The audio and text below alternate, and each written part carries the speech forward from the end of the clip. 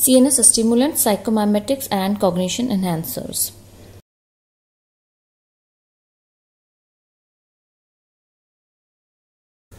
Let's move on to another group of CNS stimulant, that is respiratory stimulant, also known as analeptics.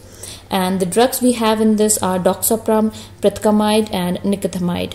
You can note down that nicotinamide was used earlier but withdrawn due to convulsions even at slightly higher doses. So it has very narrow therapeutic index. So that's why only doxapram is being used nowadays. The mechanism of action, if we see, it excites central neurons, it stimulates the respiratory centers, and there is a stimulation of carotid and aortic body chemoreceptor, and thus they stimulate the respiratory centers. Now, if we see the pharmacological action of doxapram, it increases the depth of breathing, increases the tidal volume, and increases the rate of respiration. And it is the safest of all the respiratory stimulants. That's why this is the only drug which is being used nowadays. This can be used in post-anesthetic respiratory depression if respiratory failure occur after operation. This can be used in COPD patients along with the respiratory failure, apnea in premature baby, respiratory depression by opioids, suffocation on drowning, acute respiratory insufficiency. This can be used. Now, one thing to keep in mind that currently, although the ventilators are available and they are being preferred over these CNS respiratory stimulants, but during the period of outside the hospital, if the patient is outside of the hospital and till the arrangements are being under the process, the analeptics can be used to stimulate the respiratory center. Let's see the contraindications where this drug should not be given are asthma, because asthma is hypoxemic normocapnic respiratory failure, in which the carbon dioxide level is not that high, because CO2 itself can stimulate the respiratory center. So if CO2 is not there, by increasing the level of CO2, respiratory center can be stimulated. So doxapram should not be given in these patients. Respiratory failure due to neuralgia or muscular disease, the doxapram will not act. In fact, it will be of harm, and in epilepsy also it should not be given. If you see the side effects, there are restlessness, tachycardia, cardiac arrhythmia, hyperreflexia, dyspnea, hypertension, and convulsions at higher doses. Just like sympathetic stimulation, the side effects are there. Now let's move on to another group of drugs. These are cognitive enhancers, or the nootropic drugs, cognitive enhancers. The drawback of these drugs are that benefit is not yet established for many of these drugs. If we see, the cognition is the process of acquiring, retaining, and recalling or utilizing the intellectual knowledge is called cognition. This is the process which includes the learning, memory, comprehension, and judgment.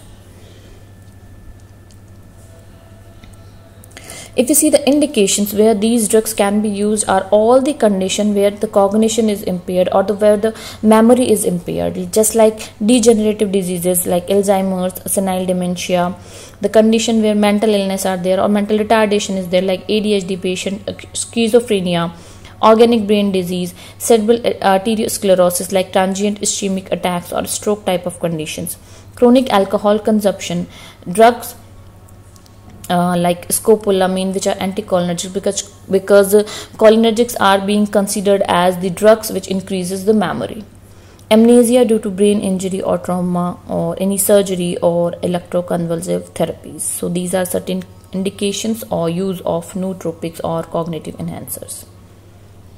If we see the classification of these drugs, broadly they are being classified as drugs with some evidence of clinical benefits, and drugs with the clinical benefits is uncertain and not yet established, and they are not being used much. So let's see the drugs which are being used nowadays. These are the drugs which can increase the acetylcholine level in the brain, and the drugs are tacrine, rivastigmine, galantamine, and donepezil.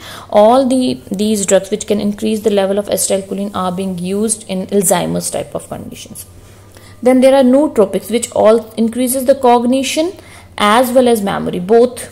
So these are the nootropics known as, the drugs are piracetam, niracetam, oxiracetam, and nefiracetam. Then NMDA antagonist in the form of mebantin, which is also being used in Alzheimer's. Then let's see the drugs which has the little clinical benefit or not yet established. These are cerebral vasodilators like pyritinol, dihydroergotoxin, nicergolene, and dopamine agonist Peribidil, and some other drugs like ginkgo biloba, ginseng, brahmi, cyclandylate, ceticoline, and xanthanol nicotinate. Let's see some of these drugs which has their certain clinical benefits. Piracetam. The mechanism of action of piracetam is that these are AMPA receptor modulators. They basically decreases AMPA receptor desensitization and as increases the effect of glutamate via AMPA and hence increases the excitation of central nervous system. They increases the release of glutamate also. They protect neuron from anoxic damage and increases the energy utilization by the neurons. They facilitate inter-hemisphere transfer of information and synaptic transmissions and facilitate the tonic cortical control over subcortical centers. Hence, they increases the memory as well as cognition. There are certain side effects like gastric discomfort, skin rashes, insomnia, and dizziness can also be there. Now let's see some of the natural nootropics. One is Brahmi or Bacopa monnieri. It and the enhancement of PK activity, protein synthesis in hippocampus, these act as natural antioxidant and DNA damage preventing agents, and anti-stress property is there with these drugs. It enhances the memory and intellect, though there are not much studies are being available with these drugs. Then ashwagandha, this is known as Indian ginseng. These are possess antioxidant properties. Neuronal regeneration is there with these drugs, which helps in neurodegenerative disorders like Alzheimer's or Parkinsonism type of drugs. Extract inhibit acetylcholine esterase enzyme, and this is the mechanism of this drug. Ginkgo biloba somehow it can be seen. Neuroprotective effects are there: antioxidant, anti-apoptotic, anti-amyloidogenic properties used in Alzheimer's disease, other cognitive disorders, and ginkgo biloba is very well known drug with as an antidepressant also. Panax ginseng, or known as king herb. These are Chinese traditional medicine antioxidant properties there, and they release the neurotransmitter in the brain which is responsible for memory like acetylcholine.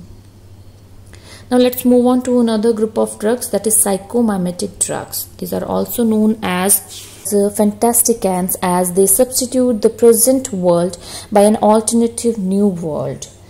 They can also be called as mind expanders, as after its use the person feels that no boundaries exist between him and cosmos. That his mind is able to see more than what he can tell, and he can experience more than what he can explain. Pharmacologically, they produce changes in sensory perceptions like visual, auditory, olfactory, thoughts, behavior, and mood, and the actions mimic psychosis, also known as psychedelics. If we see certain terms are there like mood. What is mood? This is a state of feeling at particular time. But there are fantasies. What fantasies are? These are messages which are synthesized inside our head but not have own reality. If the fantasies is generated during sleep, this is dream. And if fantasies occur during wakeful stage, this is hallucination. These are false perception without a true sensory stimulus. So the drugs are LSD or lysergic acid diethylamide, mescaline, phencyclidine, and cannabinoids. Let's see lysergic acid diethylamide. So this is derived from cereal fungus ergot.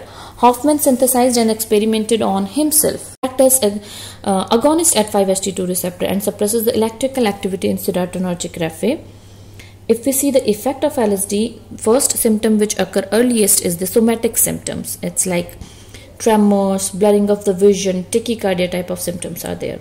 After 1 hour, there are perceptual symptoms occur, like first of all visual perceptions, like distorted shapes with brilliant colors of changing intensities. Then auditory perceptions like sharp hearing with difficulty in locating the sounds. Then olfactory perceptions like peculiar smells are there for the person.